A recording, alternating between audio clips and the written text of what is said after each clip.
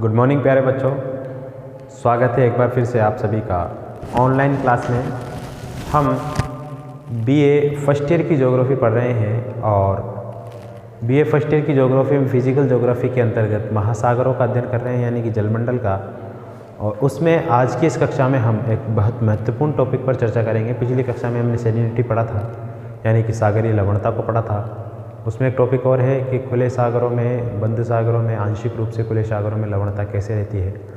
तो वो ज़्यादा इम्पोर्टेंट नहीं है। खुले सागरों में लवणता का प्रतिशत कम पाया जाता है, बंद सागरों में सबसे ज़्यादा, आंशिक रूप से घिरे हुए सागरों में उससे कम।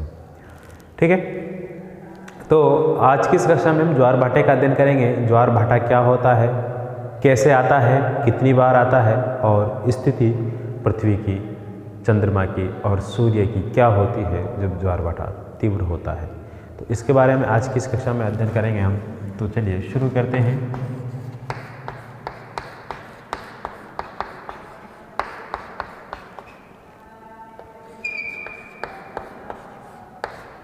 ज्वार भाटा, अंग्रेजी में इसको कहते हैं टाइड, TIDES, टाइड्स। ठीक है, हम पढ़ रहे हैं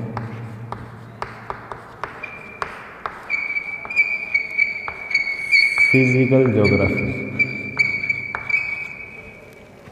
ठीक है, तो देखिए ज्वार भाटा वास्तव में समुद्रों में पानी के अंदर होने वाले उतार या चढ़ाव का नाम है। अक्सर हम कहते हैं कि समुद्र का पानी जब ऊपर उठता है उस स्थिति को ज्वार कहते हैं, और समुद्र का पानी जब नीचे बैठता है उस स्थिति को भाटा कहते हैं। लेकिन अक्सर हम इसको ऐसे समझ लेते हैं कि ये मान लीजिए कोई सागरीय क्षेत्र है, तो इसमें पानी जब ऊपर उठेगा उसको ज्वार कहेंगे, वापस नीचे गिरेगा उसको भाटा कहेंगे। ऐसा नहीं है। ये सागर का पानी ऐसे ऊपर नहीं उठता, ये सागर का पानी किनारों की तरफ चढ़ता है, किनारों की तरफ चढ़ करके जाता है। ऐसे ये लहरें जो होती है, ये लहरें ऊपर की तरफ, किनारों की तरफ जाती है, ऐसे नहीं उठती कभी भी, किनारों की तरफ ऊपर उठ कर जाती है। इस स्थिति को ज्वार कहते हैं और वापस ये टकरा करके नीचे आ जाती है, इस स्थिति को भाटा कहते हैं। बात समझ में आ गई। जब समुद्र की लहरें समुद्र में जाती, जल धाराओं, पानी की लहरें, समुद्र के पानी की लहरें बहुत तेज़ गति से किनारों की तरफ जाती है ऊपर उठ करके, उसको ज्वार की स्थिति कहते हैं। वापस आती है उसको भाटा की स्थिति कहते हैं। ठीक है, ऐसा क्यों होता है गुरुजी? ऐसा होता है चंद्रमा और सूर्य के आकर्षण शक्ति के कारण। कई जगह इसको गुरुत्वाकर्षण शक्ति भी लिखा हुआ है, आकर्षण शक्ति आप याद रखिएगा। ठीक है, देखिए चंद्रमा और सूर्य, इन दोनों की आकर्षण शक्ति होती है संयुक्त रूप से, आकर्षण। इस वजह से ये समुद्र का पानी ऊपर उठता है। अब आप कहेंगे भाई समुद्र का पानी क्यों उठता है, स्थल क्यों नहीं उठता? तो देखिए जो तनु चीज़ होती है, जो तरल चीज़ होती है, उसका बहना, उसका गति करना आसान होता है अपेक्षाकृत स्थल या ठोस चीज़ के। अब आप चुंबक के माध्यम से मान लीजिए एक पत्थर के नीचे हमने चुंबक रखी हुई है और एक कपड़े के नीचे हमने चुंबक रखी हुई है, तो आप देखोगे कि पत्थर के नीचे वाली चुंबक पर हम अगर चुंबक यहाँ लगाएंगे तो चुंबक जरूर ये नीचे जाने की कोशिश करेगी, लेकिन ये ऊपर उठने की कोशिश नहीं कर सकता क्योंकि इसके ऊपर वजन रखा हुआ है। और अगर कपड़ा या कुछ तरल चीज़ हम उसके ऊपर रखेंगे तो तरल चीज़ में से, तरल चीज़ को पार करते हुए ऊपर आने की कोशिश करेगी, वो चुंबक कपड़े को ऊपर उठा लेगी। तो इसी वजह से सागरीय पानी खिंच जाता है अपेक्षाकृत स्थल नहीं जा सकता चंद्रमा के पास, पानी जा सकता है। ठीक है, तो पानी जाने की कोशिश करता है, लेकिन चंद्रमा की शक्ति इतनी नहीं है कि पानी चंद्रमा तक पहुंच जाए। कुछ दूर पहुंचने के बाद फिर पृथ्वी का गुरुत्वाकर्षण शुरू होता है और पृथ्वी का गुरुत्वाकर्षण उसको वापस खींच लेता है। ऐसा दिन में यानी कि 24 घंटे में 2 बार होता है। प्रत्येक ज्वार जो आता है एक स्थान पर वो 12 घंटे 26 मिनट के बाद आता है। एक स्थान पर जो ज्वार आता है वो 12 घंटे 26 मिनट के बाद आता है और एक दिन में 24 घंटे 52 मिनट हो जाता है ये मामला। ठीक है, इसको दैनिक ज्वार कहते हैं, इसको अर्धदैनिक ज्वार के नाम से जाना जाता है। अब देखिए स्थिति कैसी होती है जब ज्वार भाटा आता है। ठीक है, देखिए सूर्य, चंद्रमा और पृथ्वी, ज्वार भाटा मुख्यतः दो प्रकार के होते हैं। एक तो होता है दीर्घ ज्वार, एक होता है लघु ज्वार। दीर्घ ज्वार और लघु ज्वार। दीर्घ ज्वार का मतलब यह है कि बहुत लंबी या ऊंची लहरें इसमें उठती है। लघु ज्वार का मतलब होता है छोटी लहरें। तो हमने अभी बताया था आपको कि ज्वार भाटा का मुख्य कारण सूर्य और चंद्रमा की आकर्षण शक्ति है। तो देखिए कैसे होता है, सिस्टम क्या होता है इसका। ये मान लीजिए सूर्य है, ये अपनी जगह स्थिर है।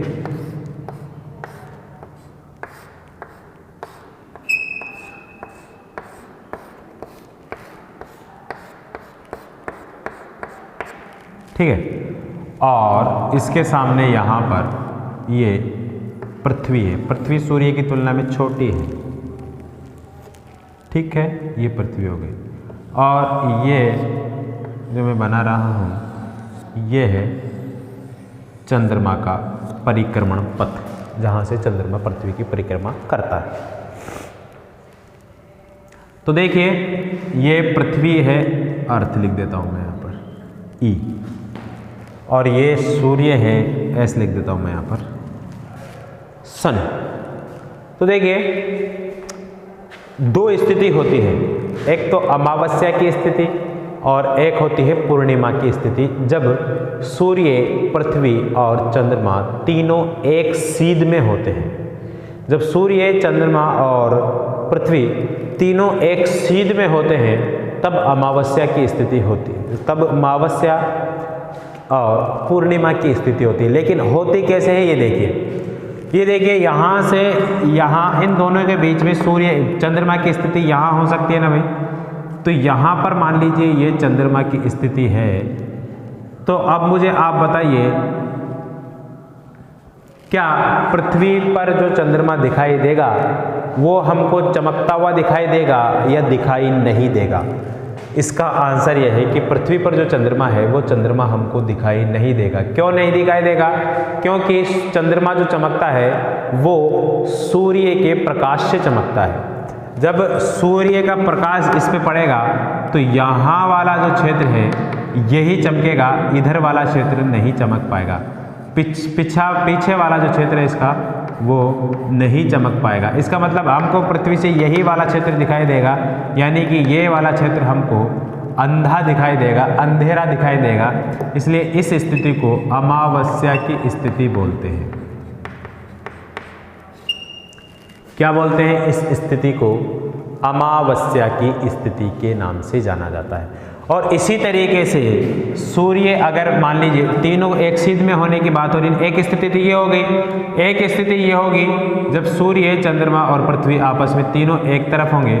यानी कि इस स्थिति में क्या होगा, सूर्य हमको इधर से अंधा दिखाई देगा, क्योंकि सूर्य का प्रकाश यहाँ पड़ेगा तो हमको इधर से चमकता हुआ दिखाई देगा। इसका मतलब हमको फुल मून दिखाई देगा, जिसको पूर्णिमा के नाम से जाना जाता है। तो इन दोनों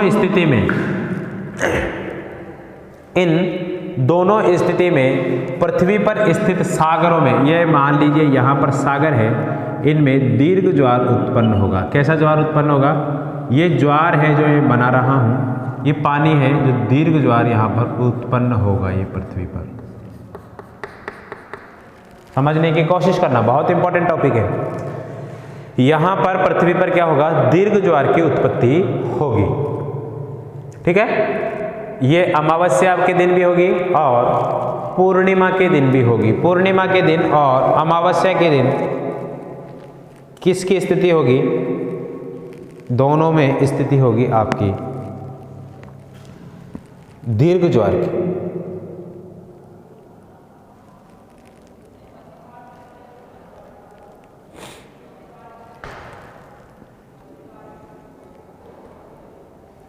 ठीक है, अब इस स्थिति में इनको युति और वियुति भी के नाम से जाना जाता है। युति और वियुति क्या होती है? देखिए युति कहते हैं जब सूर्य और पृथ्वी के बीच में चंद्रमा आ जाए तो इस स्थिति को युति के नाम से जाना जाता है, और जब सूर्य और चंद्रमा के बीच में पृथ्वी आ जाए तो इसको वियुति या सिजिगी के नाम से जाना जाता है। ठीक है, इसको वियुति या सिजिगी के नाम से जाना जाता है। तो इस स्थिति में पृथ्वी पर दीर्घ ज्वारों की उत्पत्ति होगी, यानी कि जो ज्वार की हाइट है, लंबाई है, वो अपेक्षाकृत ज़्यादा होगी। इसके विपरीत एक स्थिति तो ये हो जाएगी, ये दीर्घ ज्वार की स्थिति है। कौन सी ज्वार की? ये दीर्घ ज्वार की स्थिति है। दीर्घ ज्वार हमेशा अमावस्या और पूर्णिमा के दिन उत्पन्न होते हैं, जब सूर्य, चंद्रमा और पृथ्वी तीनों एक सीध में होते हैं। सूर्य, चंद्रमा और पृथ्वी, सूर्य, पृथ्वी और चंद्रमा तीनों जब एक सीध में होते हैं तब दीर्घ ज्वार की उत्पत्ति होती है। जब सूर्य और चंद्रमा के बीच में पृथ्वी आ जाती है, जब सूर्य और चंद्रमा के बीच में पृथ्वी आ जाती है, इस स्थिति को वियुति कहते हैं। सिजिगी, ठीक है, सिजिगी, सिजिगी, सिजिगी में जेड आएगा बीच में, सिजिगी। वियुति किसको कहते हैं? जब सूर्य और चंद्रमा के बीच में पृथ्वी आ जाए, यानी कि ये स्थिति होगी पूर्णिमा के दिन। और युति किसको कहेंगे? युति कहेंगे जब सूर्य और पृथ्वी के बीच में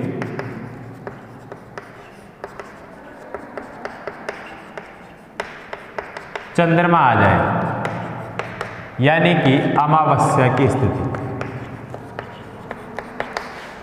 ठीक है, ऐसा अक्सर महीने की पहली तारीख या 14 तारीख के दिन होता है जब सूर्य पूरा होता है। ठीक है, बात समझ में आ जाएगी आपके, ज़्यादा मुश्किल नहीं है, बहुत आसान है।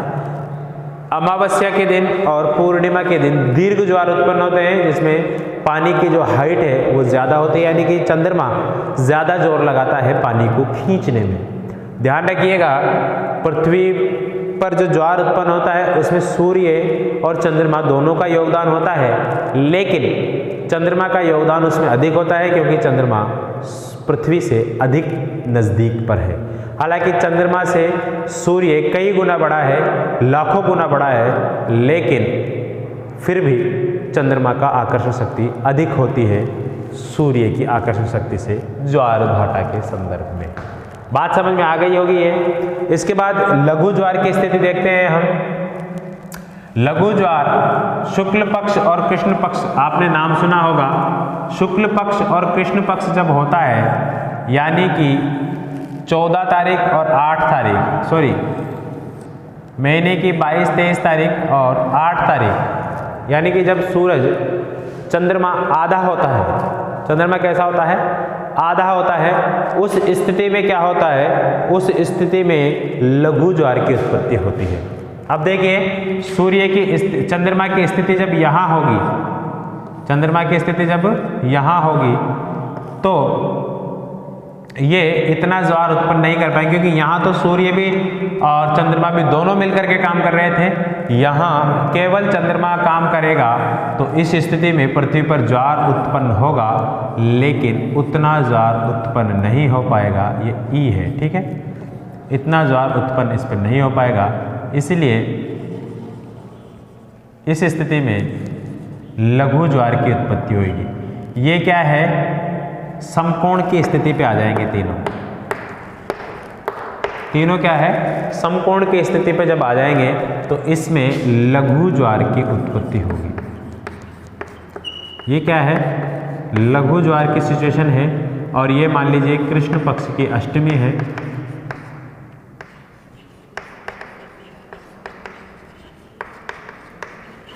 और ये शुक्ल पक्ष की अष्टमी है। तब ही सूर्य क्या है, चंद्रमा क्या है, अधूरा दिखाई देता है, आधा दिखाई देता है। इस स्थिति में क्या है, लघु ज्वार की उत्पत्ति होती है और ये लघु ज्वार जो होता है, ये लघु ज्वार जो होता है ये दीर्घ ज्वार से